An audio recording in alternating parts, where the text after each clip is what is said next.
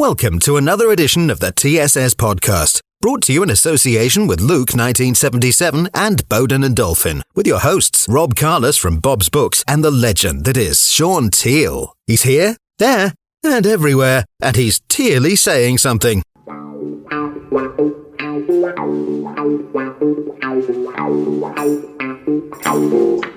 Hello and welcome to this week's edition of the TSS podcast. You all know the score by now. It's the Tealey Sayin Something podcast, and that is because myself and Shaun Teale got together and did his autobiography. I got to around 60,000 words on there. He gave me about 10 of them.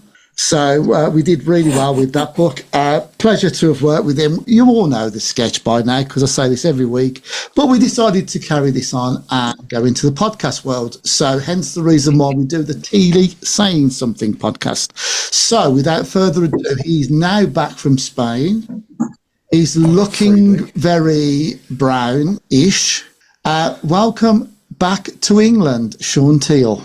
Thank you, Rob. Very kind of you. That was possibly the nicest intro I've ever given you on these podcasts. I was going to put applause in. It's the nice one you've ever given me. Absolutely. And it would have been nice to have had a bit of applause there. I was thinking about there you go. And of course, we've got the man who puts everything together for us in the studio. I'm in with him today, and I'm wearing shorts, Shaun Teale. He is. Oh, my life. I'm wearing shorts. It is quite warm in here tonight. Scared the life out of me. Absolutely. Very much so. Chris Browne, how are you doing? I'm doing fantastic. Now I've got my Wembley ticket. I am really happy. Why? What's going on? We're going to this little cup with 50,000 Blues fans. Just leave it at the little cup and I'll accept that. That's okay. Just goes to show that, doesn't it? We can take 50,000 to a little cup. Right, so we've got to mind our P's and Q's tonight, gentlemen, because we do have sporting broadcasting royalty with us. I remember this man from Sky Sports many years ago when it started, and he's now come into my living room on national TV as well, because he also works for ITV and covers a lot of the sporting stuff that takes place over the weekend. It's an absolute pleasure to welcome the one and only Chris Skudder. Welcome, Chris. Hi, Rob, Shaun, Chris, nice to get another Blue Nose on as well, but nice to be on your esteemed podcast. Are you in the same building, by the way? You, Rob and Chris? You in the same? Yeah, we're the same. Yeah, we are. Clever. Yeah. Tech. I'd like to say it's on, top of a smart apartment thing and all that, but we're in Solihull. So, in a garage. In a garage, yeah. But it looks good. It looks good, and that's the main thing. No, what we did, Chris, we when we decided to for me and Teale to do these podcasts, Chris very kindly got involved with us and has now taken over the show effectively. And it's the first time in 12 podcasts it's made me a cup of tea. Yeah. And there's no biscuits to go with them, and it's one of those lemon drinks as well. Good for you, Rob. Is that what it is? Apparently you can lose a lot of weight drinking those. Well, I better have them then. I better have them. You might need a few. Yeah, so there you go. That's the first joke about my weight. Okay. For tonight. It's not the first one of today because you did a cracker on our WhatsApp group today. Mm-hmm. Oh, yeah, that made me laugh. Yeah, it was a good one. It was a good one. It was a good one. So, how was your 2.5 weeks, 3 weeks, or whatever it was in Spain then, Mr. Teale? Yeah, very nice, thank you. Very relaxing. I was ready for a break, so and with there being no Villa games, it was the perfect opportunity to go. So, obviously, I missed the Bruges game at home, but obviously I saw that while I was over there. Yeah, it's good win. Yeah, played very well. Obviously, we spoke about this on our last podcast. If we get past Paris Saint-Germain, that's a tough one to even say that. Then it's possibly going to be Real Madrid and then Barcelona in the final. Villa fans are not looking anywhere near that. It's all about that PSG going home and away. And of course, you and I are doing a broadcast at the Whit Arms for the first leg, which is away at Paris Saint-Germain. Yeah, we are. Yeah, I'm looking forward to that. Whit Arms will be full of Villa fans on the night, those that couldn't get tickets. So there should be a good atmosphere, and it should be good fun. Yes, it will be. I'm really looking forward to it. Isn't that the away team's pub with Witten Arms? It used to be, Chris. It did. I'm sure Blues had it last time when we played a League Cup game about 6-7 years ago, probably a bit longer. Sure, we had the Witten Arms. Yeah, I recall it being an away pub, but it seems that it's now gone back to Villa, and I think it's probably one of the leading pubs that people go to now. You know, like you guys have got the Roost and all that kind of stuff. I think it's one of those ones where you know people go there quite a lot. And I went to I think it was a Bournemouth game. Met some friends that myself and Teale know, the Cornwall Lions and the Hampshire Lions. We met up with those guys, and it is a really good atmosphere in there. So they do, it's working out quite well there. So yeah, we're doing that. So I'm very much looking forward to that. But apart from games at Villa Park and us doing the broadcasting for the Paris Saint-Germain, you're also doing some charity work at Villa Park, Mr. Teale. I am, yes. I'm doing, or me and Carol are doing the big Villa Sleepout in the concourse of the Trinity Road on a piece of cardboard and a sleeping bag. Okay, sounds good. Yeah. There's a joke in there somewhere. There is a joke I'm not in going there. to say it. We have two. Yeah, I mean, it's not the first time we've done it. This will be probably I don't know, maybe the third or fourth time we've done it. It's been a couple of years with COVID and all that, so I was looking forward to it. It's usually a good night. There's plenty of stories go on. We have a good laugh and a few little drinkies and things like that. But no, it's enjoyable. It's for a good cause for the homeless of Birmingham. So I know that Paul Devlin does it at Birmingham. Yeah, there's a few clubs do this now. Yeah. It's a really good thing. Yeah, I think it's great. So if people want to sponsor you on that one, then there's a GoFundMe page, isn't there? There is. There certainly is. Have you got the link? Because I haven't. No, but I think if we just put Shaun Teale's name in there. Yeah, I think so. I think it's pretty straightforward to get onto. Yeah. I'm going to do some shameless plugging for another friend of mine before we get into the football. So a guy that I work with down in Newbury, supports. He comes from the area, but he's lived down south for many years, so he's got the accent a little bit more now. He supports a team from the northwest. Okay, what team do you think he supports from the northwest? Liverpool. And give me another one. United. You would think so. He's actually a Burnley man. He's a what? Burnley. Burnley. He's a Burnley fan. So he's forever talking to me when we're at work about the best team in Claret and Blue. Obviously, I win every time we say that. But he's also doing a charity bike ride, which is 500 miles between Burnley and a place called Helmond in Holland. So he's doing a 500-mile bike ride for the Casual Minds Matter. His name is Gavin Weir, and he's raised over £1,000 so far. So it's a mental health charity that he's doing that for. He supports his second team is a team called Helmond in Holland. So if you go to Paddingham FC, you'll be able to do your sponsors on that. There you go, Gav. You owe me a coffee for that one, mate. Right, so football things that have been going on since... Just before we go on, can that be another subject one day? Second teams, that is my bugbear. Yeah, we can. No, listen, true supporters don't have second teams. We can do. I mean, you can have feeling. You can like other teams. Of course you can, yeah. You can, but not... I suppose you could have one outside of the country that your team is. No. You're not even going there? No, Rob. Okay, then. No. All right. Don't go there. Okay, then. Right. So, big football news over the last couple of weeks is that we've obviously had the international break, which completes this week. Thomas Tuchel has made his start as an England coach, and I believe that's for 18 months or so. So he had 4 or 5 months before he got into it. We won 2 games, games that we were expected to win.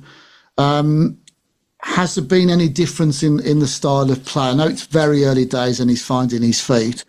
I'll ask Mr. Skudder this first and foremost. As you cover England games for ITV, what's your view on the 2 England games that we've just witnessed? Have you seen any difference between the start of Tuchel and the end of Gareth Southgate?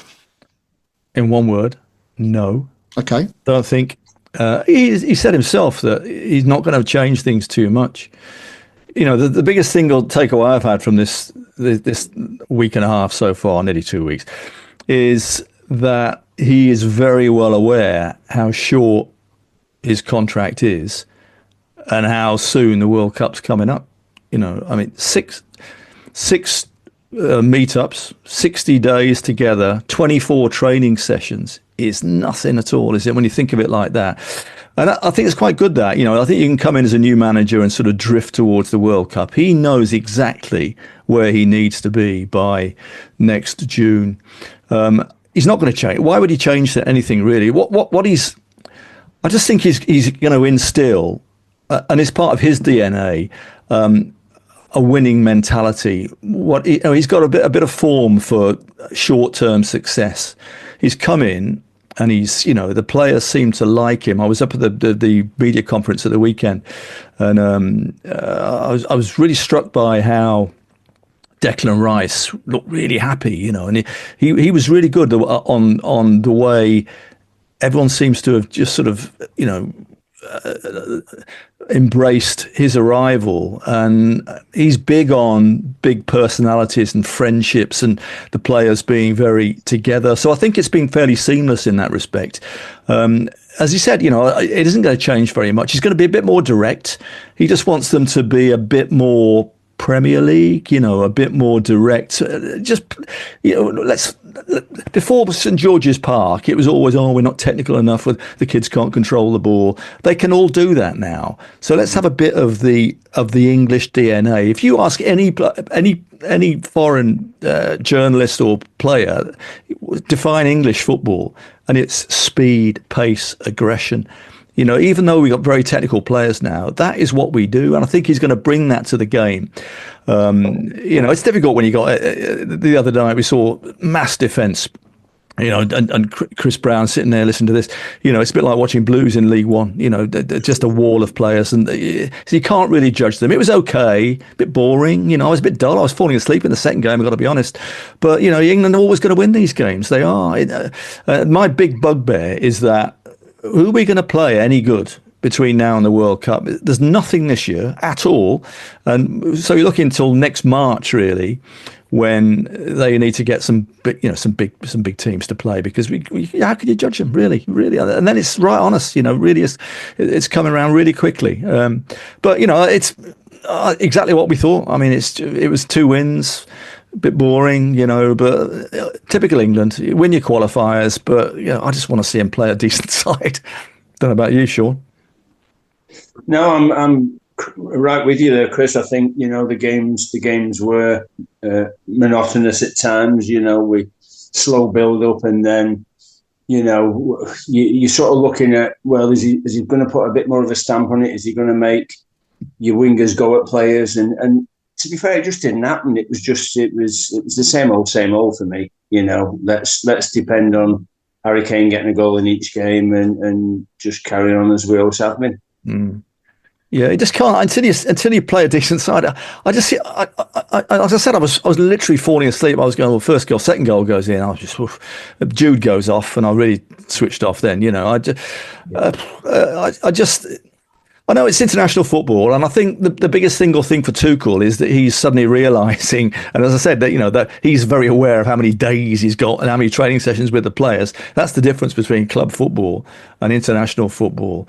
But at least he's got his head round that, and he knows exactly, how long before what he's got to do, and so he's not going to change things too much. I think he's just going to install that DNA, and he's a lucky guy. I mean, he's got some great players, hasn't he? He certainly has. I mean, you've picked up on the theme that concerns me as well. Between now and the America next year, is we're not playing anybody of substance during that time. So you mentioned there that he's kept that camaraderie with the players that obviously Gareth Southgate had instilled in them. What does he need to do different? Because the problem that we had with Gareth was that it was that final third, that killer instinct that we lacked in the 2 Euros that we got to the finals in and things like that. What does Tuchel need to do now to, ensure that we get over that line and we do stuff in that final third where it really matters? Yeah, I think it's as much a mental thing as anything else. And noticed, in all the media conferences of the last week and a half, the players, he's instilled into them already, let's have another star on the jersey. It's about winning. It's about getting over the line. It's, I think maybe a little bit controversially, he said, we lacked a bit of, Tuchel said, what I do like about him, he's very honest. We just lacked a bit of bottle, I think we've got the players for sure.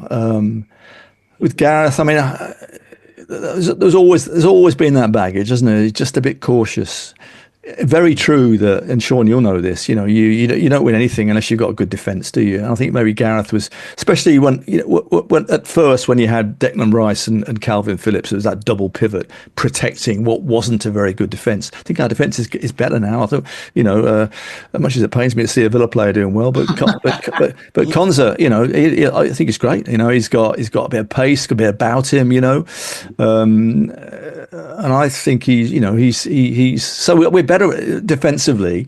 I just think we need to be a bit braver, don't we? That's it. I mean, I came away. I was in Germany last summer, and I came home and I just thought, after that final, what if we just went for it? And I think everybody felt the same way. Absolutely. That it was just like we just didn't really leave it all out there, and that's a real shame. So I think that's what he wants. I think he's telling the players every time they meet now, I'm here to win the World Cup.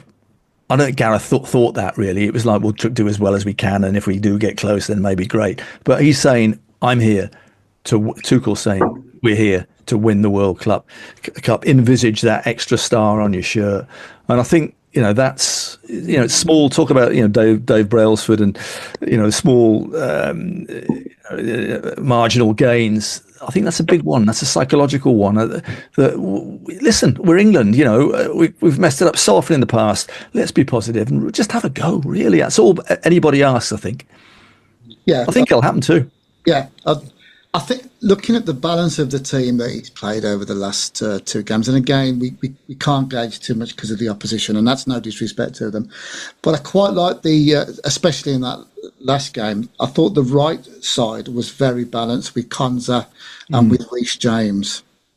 I like the way that those two played together. So, in my eyes, if Reece James can keep fit, and that's goal he scored was superb, then I don't see the point in having the likes of Kyle Walker, in the squad. Shaun, what's your view on that? I mean, I know you were a left-sided, and we're talking about the balance on the right side for the time being.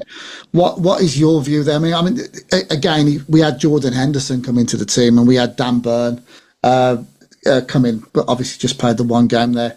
What is your view on what's taken place so far? The only thing that puts me off a bit is what you've just said. The likes of we've still got the Kyle Walkers in the team or around the team. We've still got Henderson around the team, and I just think, just move on. Let's just move on. We've got enough right backs without Kyle Walker. Let's face it.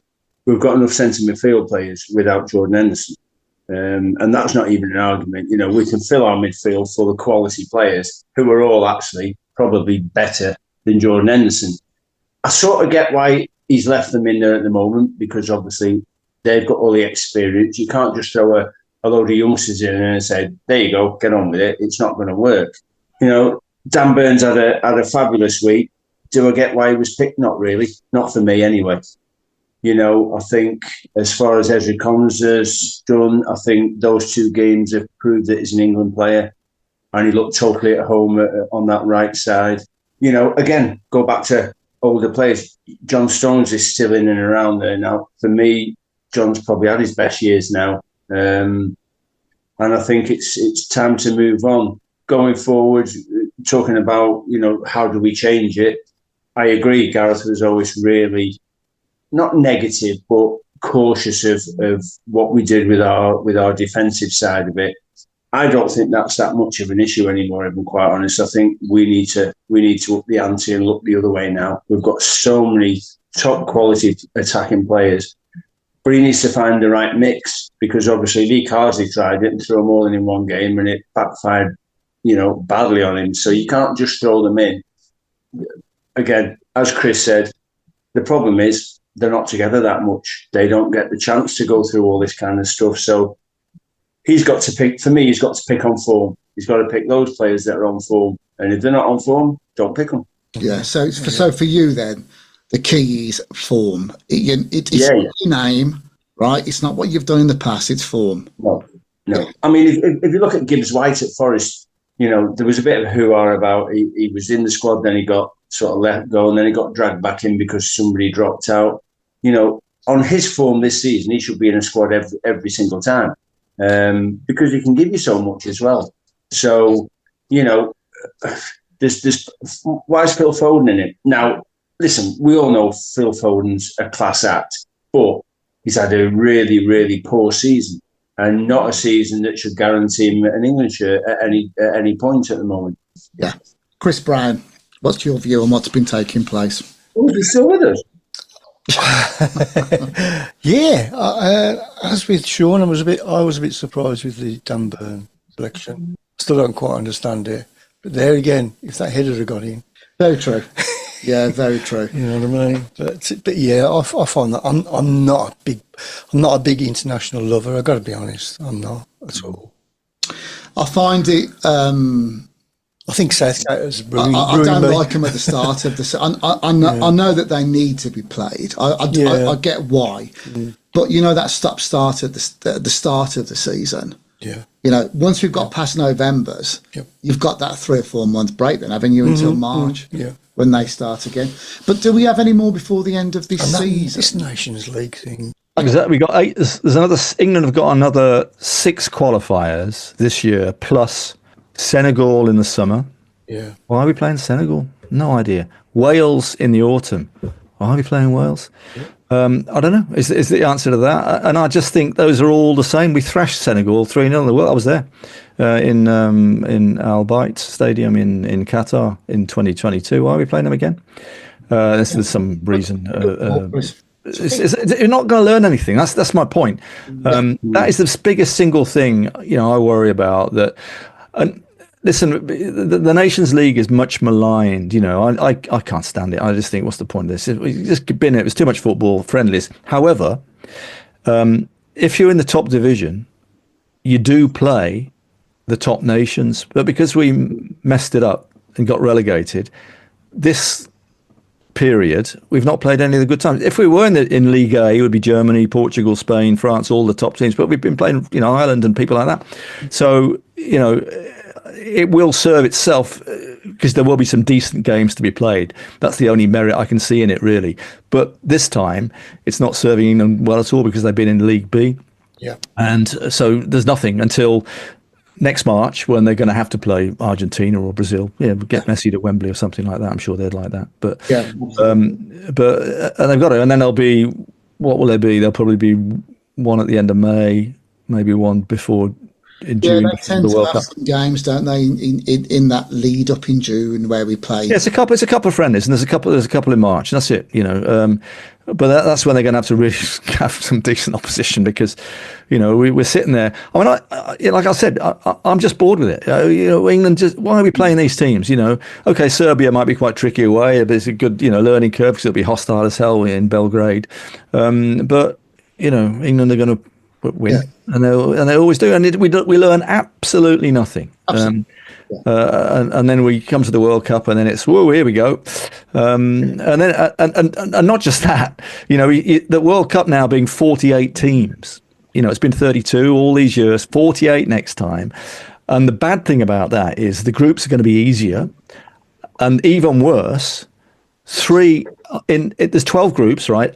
8 of those groups, 3 of the teams go through. So there's going to be a load of rubbish in the group, boring games in the group stage. And you've got to be really bad not to get through to the knockout stages. And then you've got an extra knockout round. And that's when it really kicks off. So you have a first round, a second round, quarterfinal, semi, and then final. But that's when it really starts. Before then, it's going to be lots of, games that England are going to win.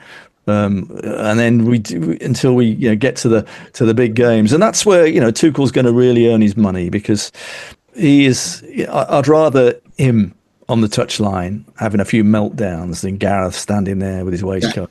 Tuchel will get them fired up. I mean, listen, it will probably end up, you talk about your bets, Rob. I mean, I can see Jude getting sent off in the World Cup next year, because he's like a coiled spring at the best of times, Amazing. He was lucky with the night to go, wasn't he, Chris? Pardon?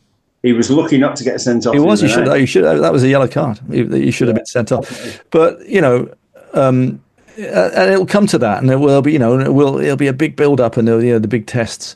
But he is. The Tuchel, as I say, in the first his early parts of his club careers, he's done really well, and he did it with Chelsea, didn't he? And played in a different way. He had, quite defensive, weren't they, when they won the Champions League? So it's horses for courses, and I do quite like that about him. He can. So at any given time, rather Southgate sort of, we knew what we were going to get every time. I think Tuchel's got us kind of a bit of an ace in the pack, that he'll suddenly say, right, this is what we're going to do. In fact, he's even been not telling the players who's been playing the games. They've been training in the afternoon, not in the morning, which Shaun, you'll know as a pro, it never happens, does it? It's always in the morning. Exactly. So he's keeping everyone guessing, and just that sort of. It's a sharpness. It's a mental thing. It's those incremental gains. We've been so close so many times that there's something that can just be tweaked. And I think he might be the guy who can just help us get over the line with that. He's, psychology that, come on, we can win this, and I think the players kind of quite like that as well. Yeah, it's going to be a thrill ride. I'm sure it is, but we won't learn anything, I don't think, until the knockout rounds next year. I agree with that. What's he like in the? Obviously, you attend the press conferences. He looks to me as if he's the kind of manager that will go on the charm offensive.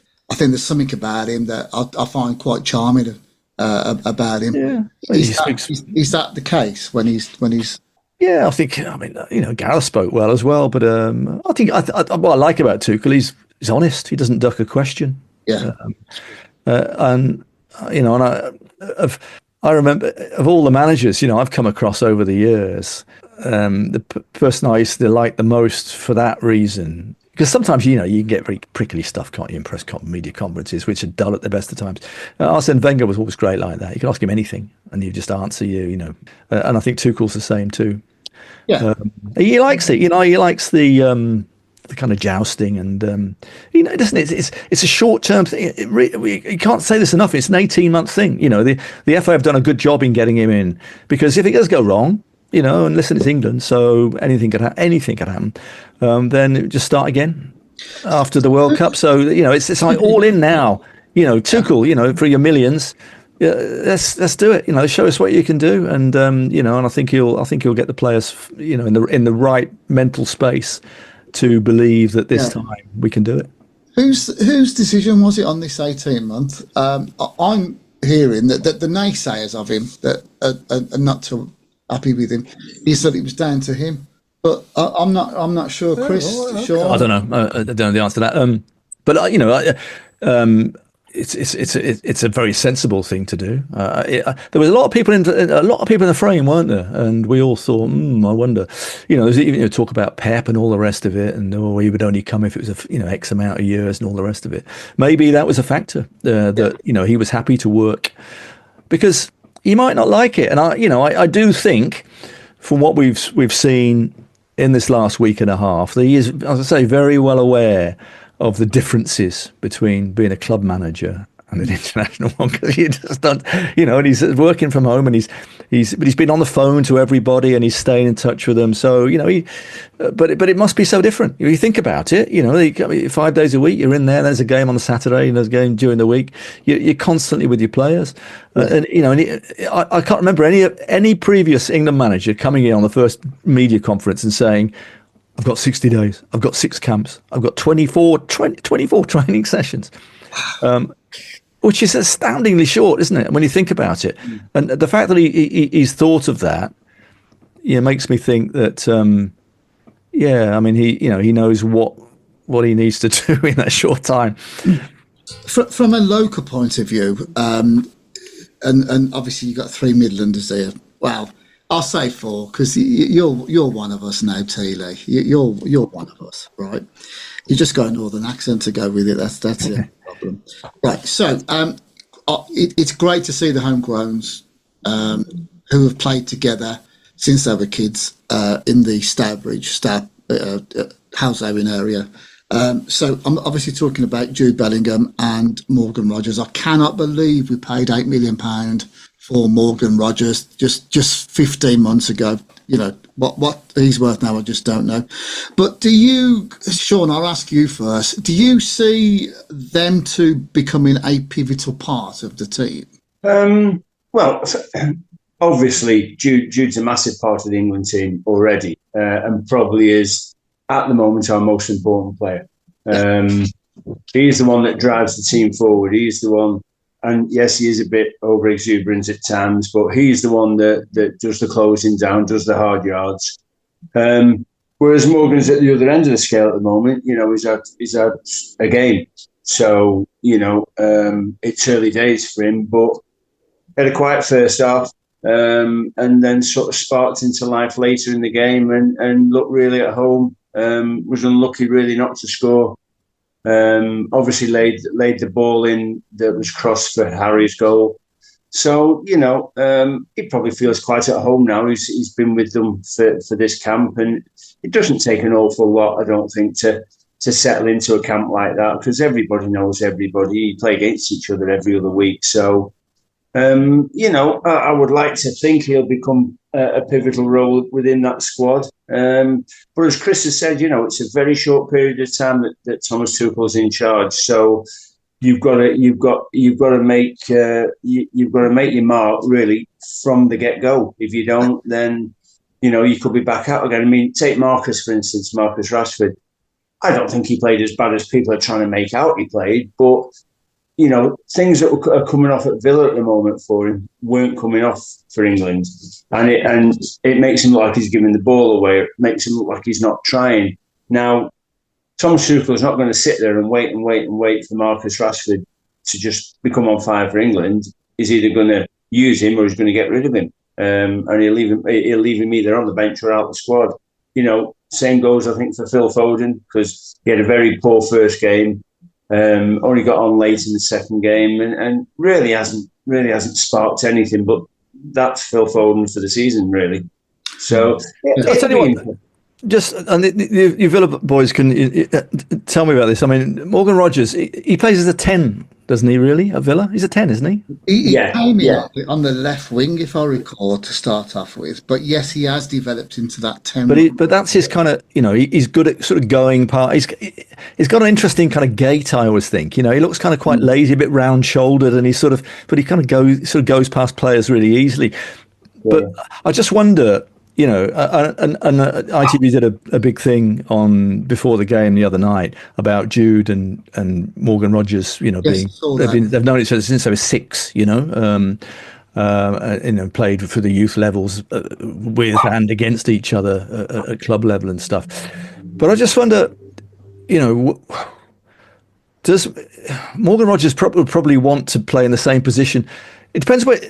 You're right, Shaun. Jude is, he's just a force of nature, and he's going to be for the next decade probably, if he physically lasts that long, because he's played a hell of a lot of games, more than any other England player in history up to his age. Do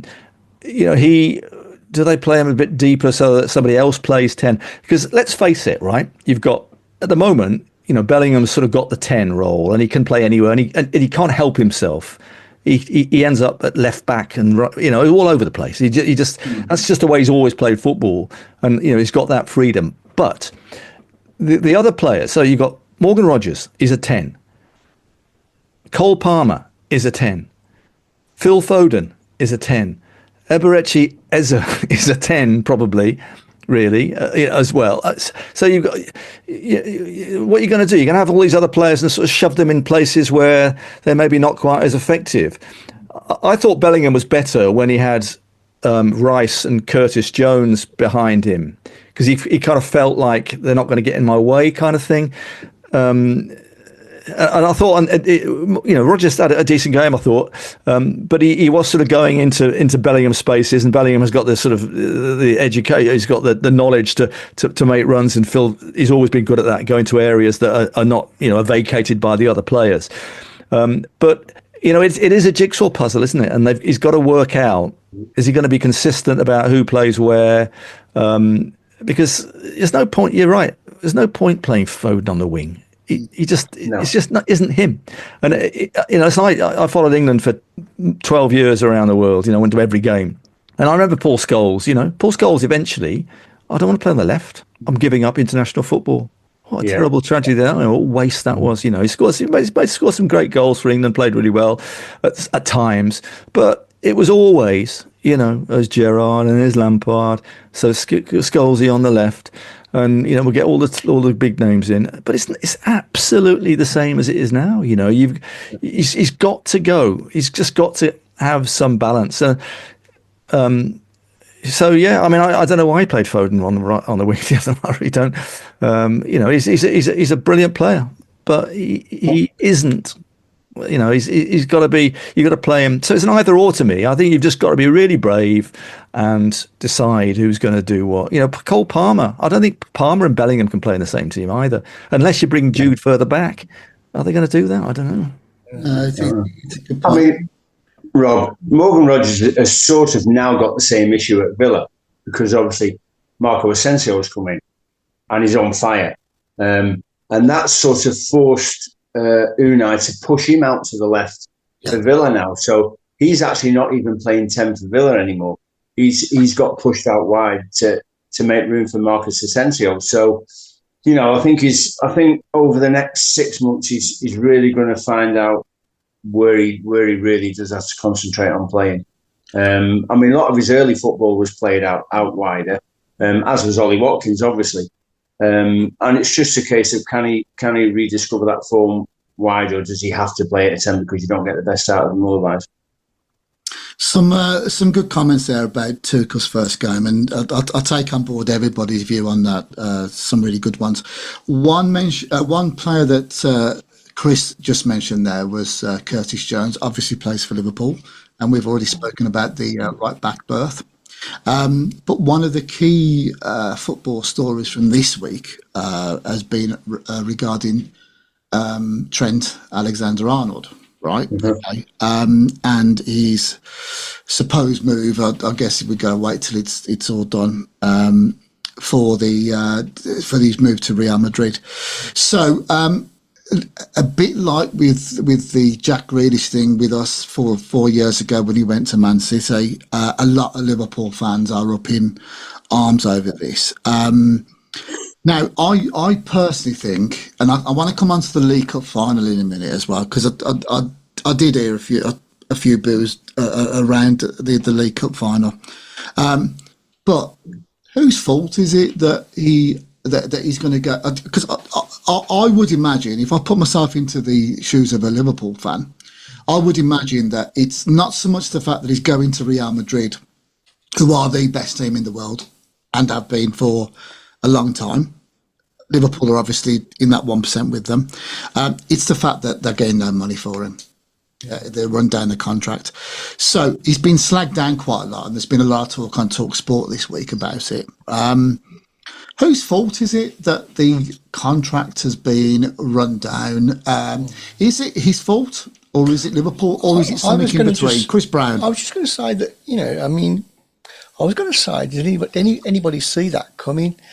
But it doesn't work like that anymore, does it? things, players move on, and you think you can't, you can't move on, and that's just the way football is now, isn't it? It's money driven. If you'd have been 31, 32, I can understand. I got to admit, I didn't see that coming. But the guy's 26. Yeah. Right. So, like I said, is it Liverpool's fault for letting him run down that contract and not getting to sign another one? I can see Shaun Teale nodding his head there. So, Shaun, why would they? But my opinion is that it's down to Liverpool. Right. Okay. Right. I personally think it's down to whoever it is, the managing director, the whatever of football. Liverpool should have signed him up or sold him for a fee, right? Shaun, you were vehemently there. There's no smoke without fire, is there? So, it's when you look at the scenario, you've got Trent, you've got Virgil van Dijk, you've got Mo Salah. Now, any other club in the Premier League would have got them to sign a contract a long time ago. They wouldn't have let it get to this stage anyway. Granted, we don't know the ins and outs, so we don't know if the players turned down good offers. We have no idea what Liverpool have offered any of those three, albeit they don't need the money anyway. So contract negotiations shouldn't really come into it that much at their standing now in the game. But you can't blame Trent for wanting to try something different. He's been at the club since he was 6 years old, for goodness sake. 20 years now he's been at 20 years at Liverpool FC. And I don't care what anybody says, you do start to go stale. Most players probably go stale after 3 to 4 years at one club and move on, and nobody bats an eyelid. But because he's a local lad, they've made such this thing about it. He's a Scouser.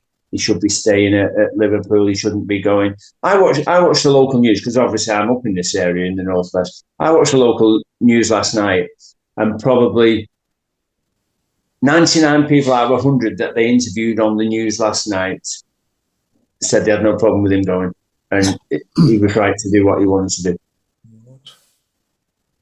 So, question for you, Chris Skudder. Right? Okay. So, Arne Slot.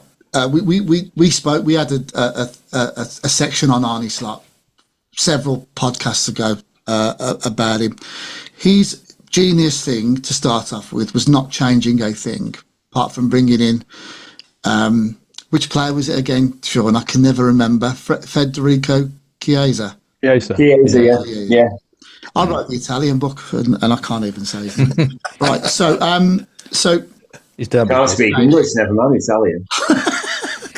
Right, okay, we'll just ignore that comment. Right, so, Chris, do you think that Arne Slot is no mug, obviously, and Liverpool will win the league at some point, that gap is too much, and there's nobody coming through? Do you think he's got players that we don't know about, that, because when you consider he's got to replace Salah, Virgil, and obviously it looks like Trent is going as well. Do you think he's got something lined up already? Well, I don't know about Salah, but Conor Bradley straight away at right back, isn't it? Simple, it's not going to be he looks great. He does. He's somewhat. When he looks back on his career, Conor Bradley, they'll say, "What do you remember?" He'll say that tackle on Kylian Mbappe. Do you remember that in the game? He just took him out. It's against probably the best player in the world, and he just completely. So yeah, he's already a kind of folk hero, and he's going to be fine. I don't know about the others. I'm sure. Listen, it's Liverpool. They're gonna bring players in, but whose fault is it? You can only offer them the money, but Trent for me wanted to leave. That's it. What's the big deal? He's he's 26. He's big mates with Jude. They've been talking and stuff like that. And Real Madrid is Real Madrid. I think it's great. I cannot understand why more players do not go and play abroad. really. You know, I know the Premier League's great and it's really quick and everything, but as a life experience, you know, look at Conor Gallagher. He's having a whale of a time over, Athletic. Why is he not in the England squad, by the way? Why is he not in the England squad? So does that mean that, would you guys say that, I mean, that's a good point you've just come out with there, Chris. Do you think that players in this country care, I'm going to probably say this the wrong way, but I'm just going to come out with it. So if they don't want to go abroad and experience stuff, and the Premier League is where the money is, are these more money-orientated players as opposed to, is football second to finance for these people? Yeah, I think it probably is. Yeah, I mean, but you know, the savvy ones are making the decision. You still make a great, I mean, obviously, when you're running down a contract, you're going to make loads, aren't you, when you move, because all the money goes to you. So, I just think, as a more, to make you a more rounded person, maybe footballers, I don't know, changed since your time, Shaun. They just want to fill their boots, I guess, don't they? But I think that's short-sighted. I think Trent's doing exactly the right thing, and I think you're right. That you're saying this, watching the local news. By the end of the season, it'll be gone. It'll be forgotten about. They've got a good replacement, and a couple of eye-catching signings. If replacing Salah, then they'll move on. I just think that's going to happen. So Liverpool, the treble was on for them, and in a matter of days, it became just the one. And what a lovely thing to have just for the one as being league champions of your country. Right, so the League Cup final from a couple of weeks ago. Did somebody predict? I'm coming to this. Sorry, I'm coming I to just remember this, a couple of Browne. people laughing at me when I said. I'm coming to okay. this. So, Chris, we had a League Cup special 4 weeks ago, and we had Brian Little and Kenny Hibbett and Shaun. Kenny. And we were talking about the League Cup book, obviously another book that I've written, but we were talking about the importance of it, and it's a massively important competition to all of us that are in the studio and on the phone right now. Newcastle winning it was absolutely fantastic, but why Chris is being smug at this moment, yes, is because he was the only one that predicted a Newcastle win. We all went for Liverpool. Thank you. No, I didn't. I thought Newcastle would win. Yeah. To be fair, we didn't expect Liverpool not to bother turning up, did we?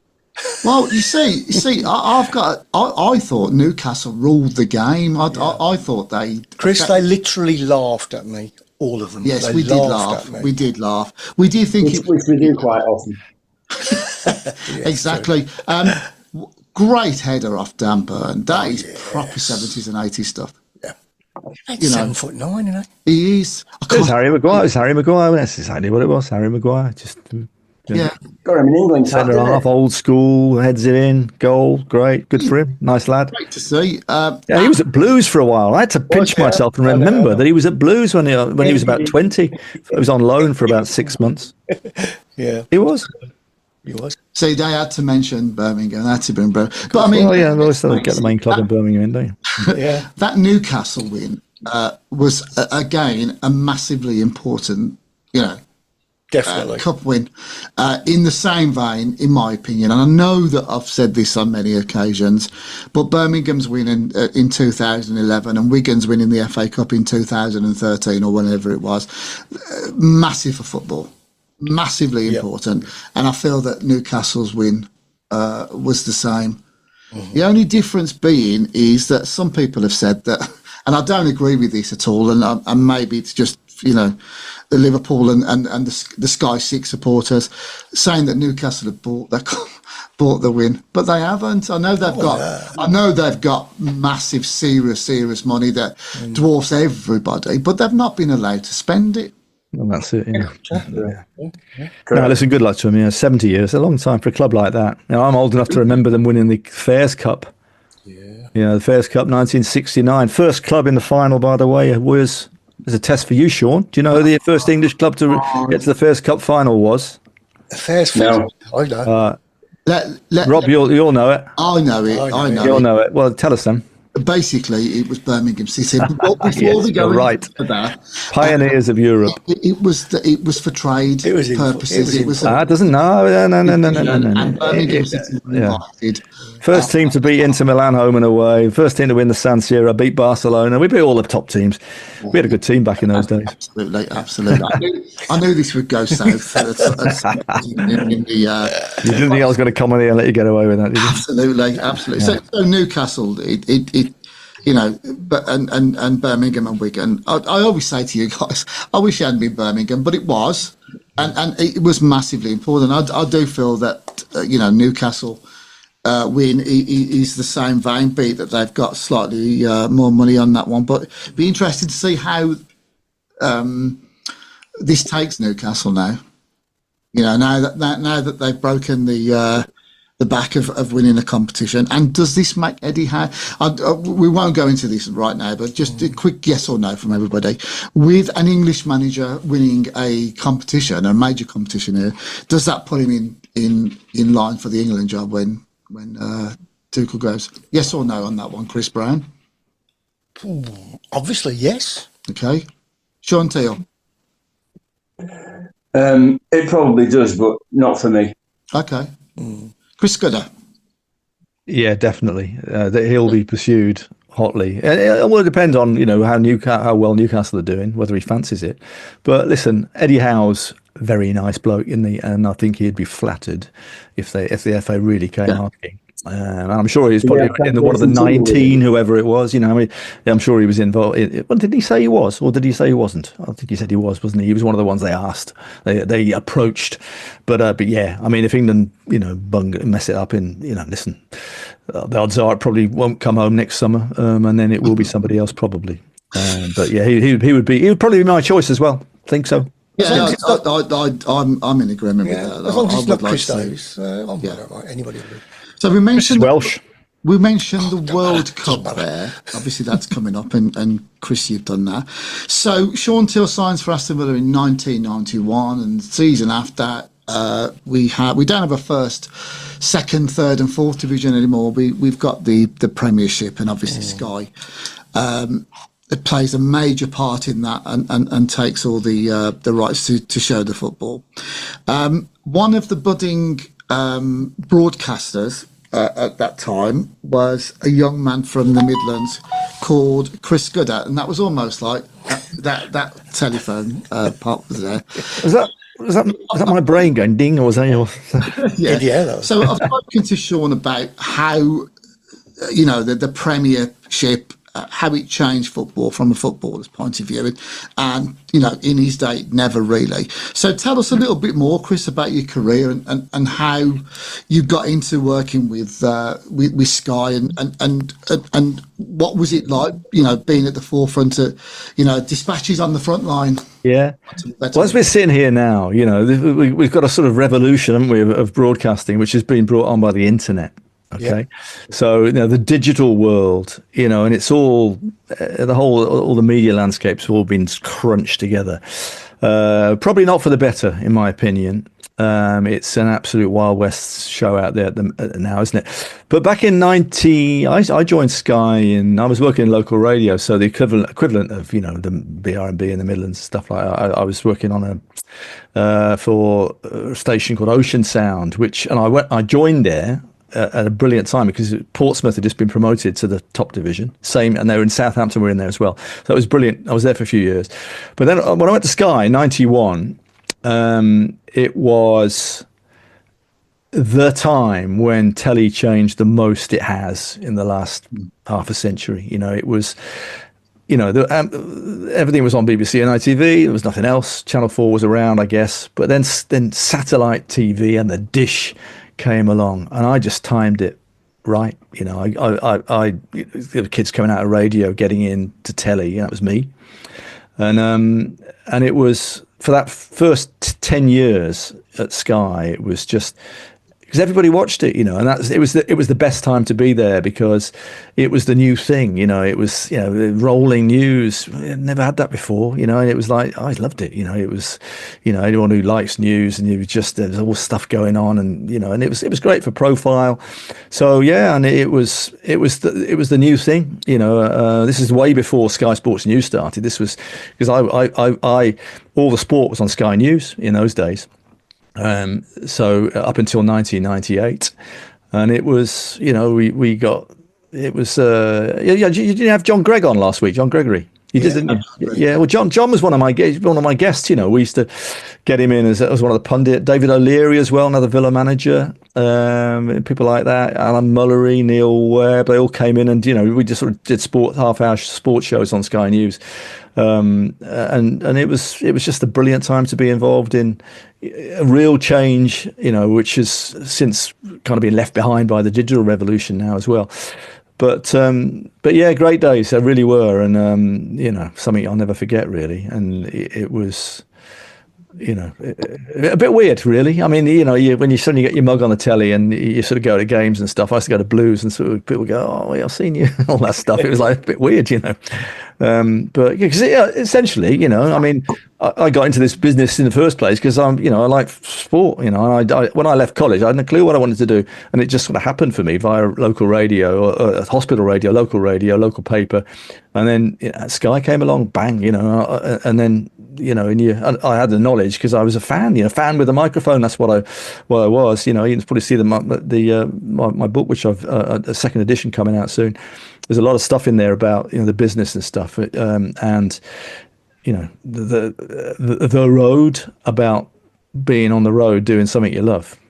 Unbelievable, really. I've done the last 8 World Cups, and I'll be going to the States next year, and it's kind of a mission for me because also when I'm old enough. Shaun, you're probably not, but World Cup final '66.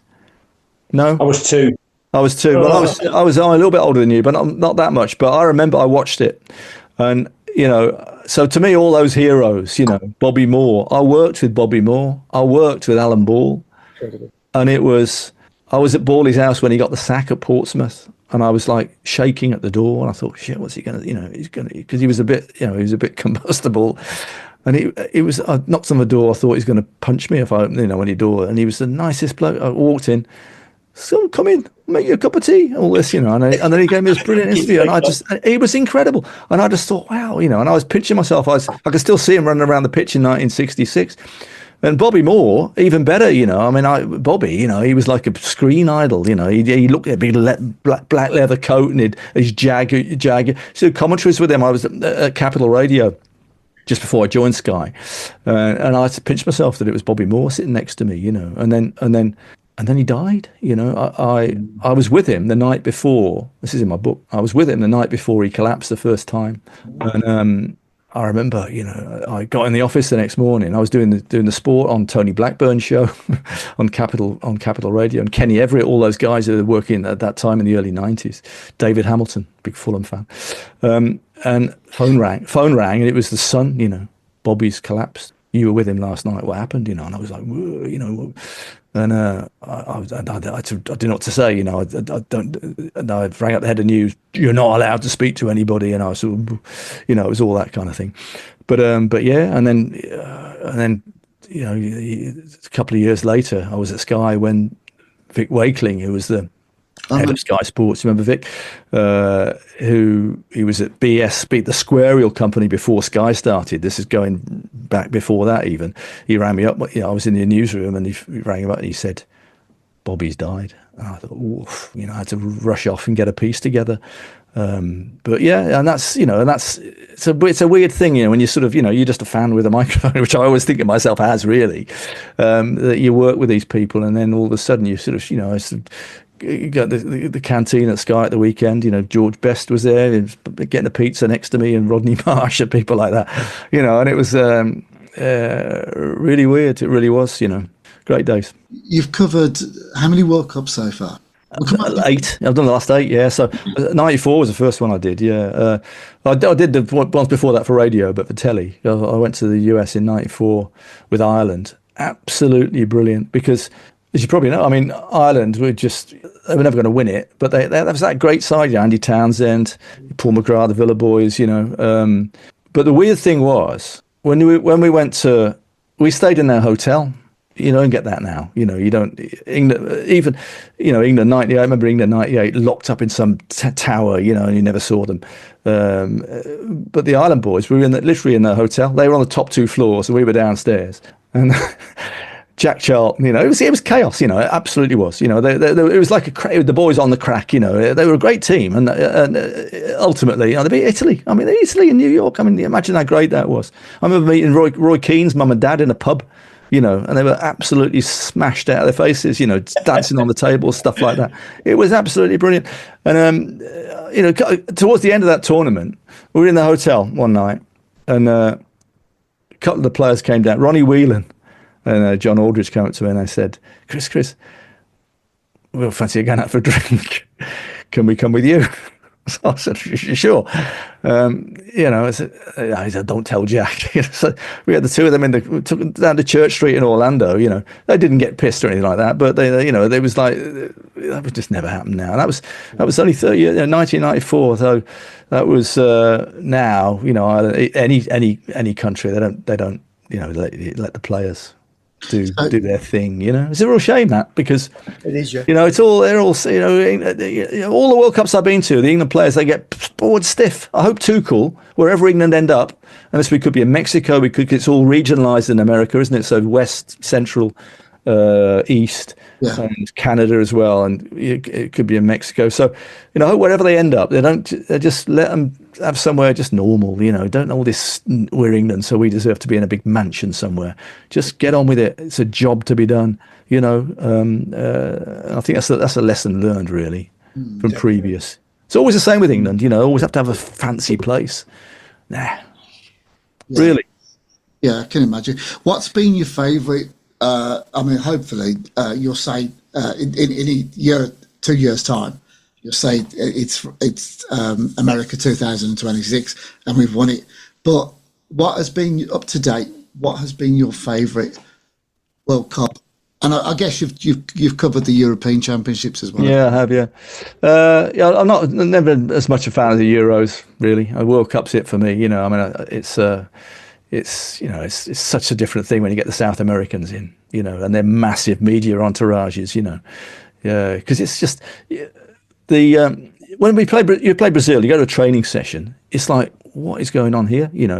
It's just a free for all. It's probably got a bit tighter now, but I can remember in 2002 when they beat us, didn't they?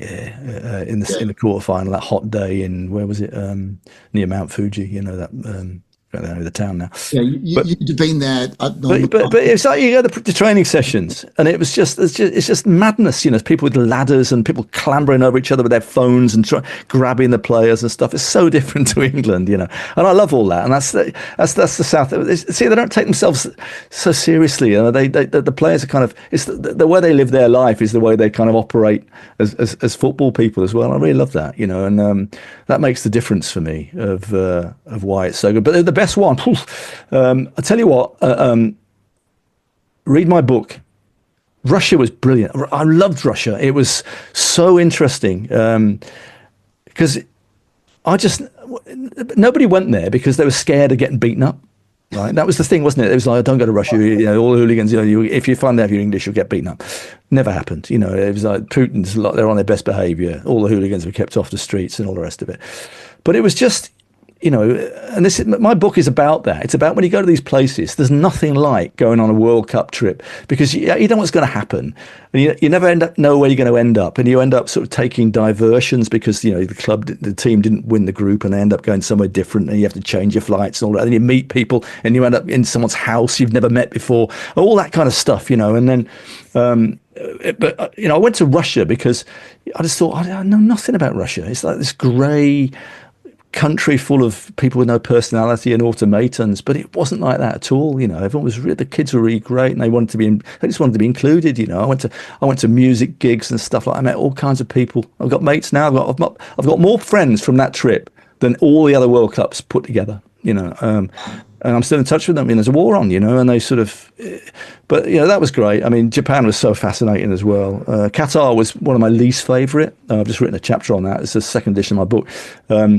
But so I put the boot in a bit with that. To me, it was, that the essence of a World Cup is going to these places, and it's about the people and the places, where it was, in one town. Nah, it just didn't do it for me, even though the football was fantastic, Was it too sterile?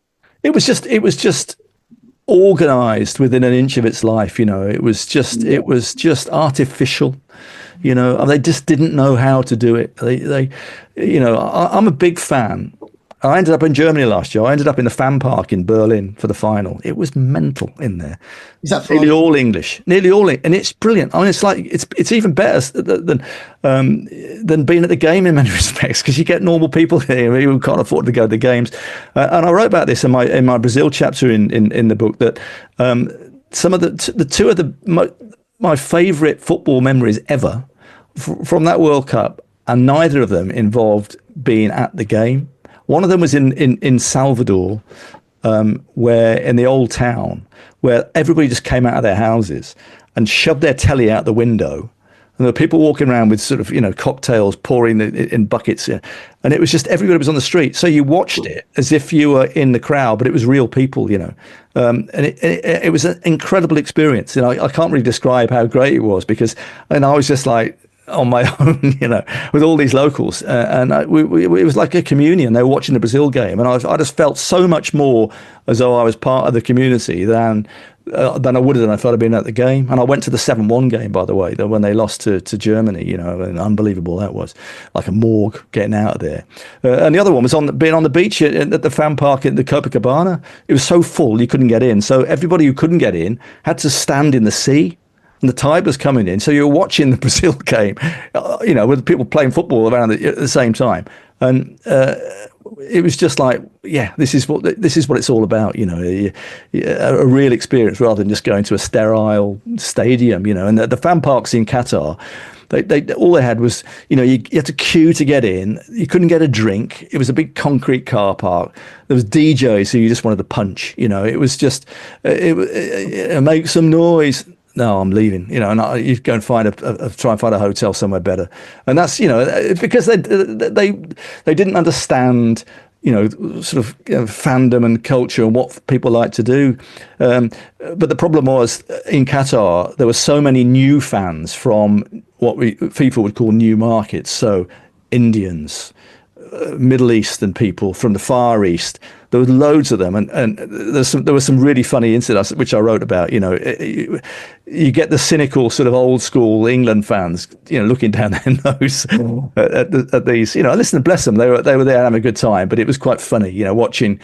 It was just a new kind of culture, and it's what FIFA want, isn't it? They want to bring these new markets and bring them in. But if you're an old school, traditional fan, it's a bit weird when you're sort of surrounded by these people who don't really know what they're looking at, and all they want to do is get their phones out, and the subs coming up and down there, and they're trying to get selfies, all that sort of stuff. It's kind of weird. But artificial, Shaun, is the answer to your question, was really well organised, but for me it just wasn't a experience that you traditionally you have when you do these things. So tell us a little bit. I mean, we're running out of time now. We've been talking for over an hour now, which has been great. Very informative and very casual at the same time, which is good. Tell us a little bit more about what the book is called and where people can get them from then, Chris. Yeah, well, I've done a second edition. It's called Underdogs and Newshounds. Bit of a play on words there. It's about it's a football's a backdrop, really. There's a good, for blues fans, is that there's a fair bit of blues. It's about the education, really, that, how I'm sure there'll be a lot of shared memories at Chris Browne along the way. But it's about the impact of. I'm not sure who's older, really, but we'll see. But yeah, and it's a road book, and it's a memoir as well, and it's about the business, about the changing. And about just doing something which, if you'd said to me when I was 5 years old, this is what you'd be doing, I'd be going, no way, So it's called Underdogs and Newshounds, and it's there's a second edition coming out in a couple of months, hopefully. So yeah, it's a. Would that be? It's for more than sports fans. It's about people and places, and that sort of commonality of. It's a bit. We all love travel, don't we? And we all come back from holiday and we have amazing stories. And when you go to World Cups, you can enhance that by 10. Because people when they're having the crack on the road, you end up in the weirdest things. Like in I heard this on TalkSport in Qatar. Some Scousers went out in town. They were, what we're supposed to be doing around here, and ended up in some restaurant with this guy who turned out to be the emir's son or something. Took them back to he took them back to his house, and there was a pet lion in the garden, in the house, and they were sort of, and then he took them shopping at 4 a.m. It's things like that, and trust me, it happens. In Russia, I ended up in some weird situations. But it was just great, and because ultimately, you're on this journey, and you hope it will end with the great sporting success, and normally it doesn't. But just being there and having that kind of crack and sort of dreaming of winning it as well is such a brilliant thing to do. And I hope, I'm sure lots of people will go to the States because it will be pretty good, I think. It sounds like a great second edition that you're doing there. I'm going to get it and have a good read of it. A bit of Villa in there as well, Rob. It might be a bit too much. Might be a bit of bit tongue in cheek a bit. But are you going to the final? Are you working the final of the Virtu, or are you going? No, I'm not. I'll be as a punter. I've mate sorted me out some tickets. So yeah. But I've been. And listen, you Villa boys can't say this, right? Well, I've been to the last 3 visits to Wembley. League Cup win, and then the two what were they? The auto windscreens and the Leyland Daff, yeah. But they're brilliant. And I tell you what, isn't it amazing that. Where do all these people come out of the woodwork? Blues could fill Wembley on their own. And that sounds ridiculous, but I'm not kidding you. There's been massive rows about, why have we only got 44,000 tickets, which are all gone. And they were queuing on the street, and they got, I think the last 6,000 got to general sale. Yeah. And there was 20,000 people trying to get them, and there's been all kinds of arguments and stuff like that. But it does bode well for the future, doesn't it? But it's always been that way. I mean, crowds. I'll tell you what, I'm going to embarrass you, Shaun, right? And then I test your memory here. Right? I was looking at Facebook yesterday, right? And it was that very subject. We were talking about, arguing about tickets and stuff like that. And somebody put a post up saying, I was in the Blues crowd. And you have to look at this, it really did happen. Blues were getting crowds of 4,000, 5,000 in the early 90s, late 80s, when we were so bad. And the club was run so badly. And okay, all crowds were low after Heysel, all the rest of it. They dropped right down. But, I've got here League Division 3, right? Somebody put some results up. Friday, January the 18th, 1991. Birmingham City 0, Cambridge United 3, Gate 5,859. Underneath that, in the same division, AFC Bournemouth 2, Brentford 0, goal scorer, Shaun Teale, 56, and Sean O'Driscoll, who I remember as well, 67. Yeah. The crowd there was twice as big as Blues, 7,167. So it just shows you, and all of a sudden, I can. In fact, 2 months after that game that we lost 3-0 to Cambridge, we got to the Leyland Daff final. I went to the semi-final. I did the commentary for Capital Radio, not with Bobby Moore then, but and we won it.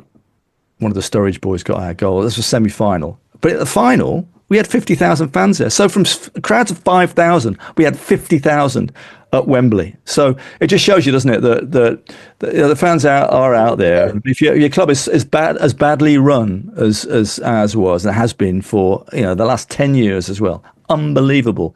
shocking. Should never have happened. But the fans are there, and then when the good times start to come, they have almost to come back. So, yeah. Do you remember that game, Shaun? I bet you don't remember it. You remember the goal? No, I don't. I think the gate was that big because they'd all gone to see Shaun. Yeah, probably was. Yeah. But it was 31. It was my debut. 34 years ago. So my debut was at Blues. Was it really? Bournemouth. Yeah. What for Bournemouth? Okay. For Bournemouth, yeah. Okay, here's a question for me to you. Did you play in the League Cup games when Blues played Villa? You would have been in the first division. We were in the third in 1993. Yes. You won at St Andrews 1-0. Correct. You won at Villa Park 2-1. The Villa Park one was when Tealey shoved Kevin Richardson over the hoardings. Yeah. Got sent off, and then look, it's on YouTube. Absolute, his face is absolute picture. I was there, and funny enough, I was with that night, and here's one for you, Rob. We're talking about the history of Sky. I was with Gary Hughes, who is now the director of football at Sky. I've known Gary since he was 17 because he came in my early years at Sky. He was a work experience kid, and he's been there ever since. But I took him to that Blues Villa game, and we were in the Garrison Tavern down, Peaky Blinders place. I remember it well. Yeah. The '93 game, and he never forgot that night because we were I took him on the Cop, and it was you were standing in 3 feet of piss. It was just coming down the it's like there was no toilets. You had to go at the back. You couldn't. There's no way you could. It was just. It was unbelievable. But you won. Yeah, 1-0. Franey missed a penalty, I think, for us. John Frayne. Bozzy came on. Second leg you won 2-1, and the winning goal was offside. I'll It was. But you were 2 divisions above us, I think. But it was a great night, and I Gary will never forget that. Because it was, but it was proper. It was proper on the Cop at Blues. I mean, what a place that was. God, Christ, I grew up on that terrace. It was unbelievable. Fires to keep warm and everything. I'll finish on this, right, guys? Just 2 very quick things, right? Yes, they did win 3 finals at Wembley. The first was against the Dog and Duck. Tranmere, John Gale. Yeah, John Gale, yeah. Whoa, what a goal. What a goal. 2 brilliant goals. Overhead kick. Ever scored at Wembley. Know what I mean? Yeah, and also as well, that goal that Teale would have scored on that Friday night would have been a free kick because he loves anything that's to do with free. I knew you'd get it in somewhere. Mate, I've been so nice to you tonight. Will you have now? I've been so nice to you. Right, this has been our longest show. We've done 1 hour and 20. It's my fault. Sorry about that, boys. No, that's why we've we talk about a lot of subjects on this, Chris, and it's Villa centric because obviously the Shaun part, and he still got a big affinity with Villa Park, but we like to talk and have conversations about other things to do with football. It's a football show. I normally go to sleep when they talk about the Villa, Chris. So. Listen to him. Listen to him now. Mr. Skudder. John Chirpy all of a sudden. Exactly. It's been an absolute pleasure having you on tonight. Your book is called Underdogs and Newshounds, and the second edition comes out in the next couple of months. I guess that will be all the usual outlets like Amazon and things like that. Yeah, I've got all that sort, all the heart. Yeah, the bit you don't, the bit I used to hate. You have to hate doing, but you've probably got more experience than me about doing that. I hate it. Yeah, I know. Right. What a great show tonight. I'd like to thank Chris Skudder, and I'm sure I speak on behalf of everybody else, for his insight into what happens at the hack stage of football. So you've got the fans here, which is myself and Browne. You've got the hacks, and you've got the footballer, and Shaun Teale. Right. Did I not know that was coming? Exactly. So, Mr. Teale, I shall see you on the 9th of April. And then 2 days later, we've got our next show. So on the 11th is our next one. We'll work out our next guest in that as well. And you're also at the Norwegian Lions Club on the 4th of April as well. And he's getting free food, free drink, and free hotel. Okay? And I've sorted everything out, and I've got nothing. Can you believe it? Absolutely. Yeah, but if we sell some of my books, you get some, don't you? On that note, I wish you all a good evening. It's been really good. The show goes out on Monday, which is, what's the date? The 31st of March, and then we are in April, and then we get into the real serious part of the football season where May comes along, and it's the month of winners. So hopefully I'm going on holiday then. Lose a bit April, Wembley. Right, And league time. guys. Chris, thanks very much for joining us tonight. Pleasure. Enjoyed it. Thanks, Chris. Cheers, Chris. Cheers, Shaun. Take care. Good stuff. Cheers.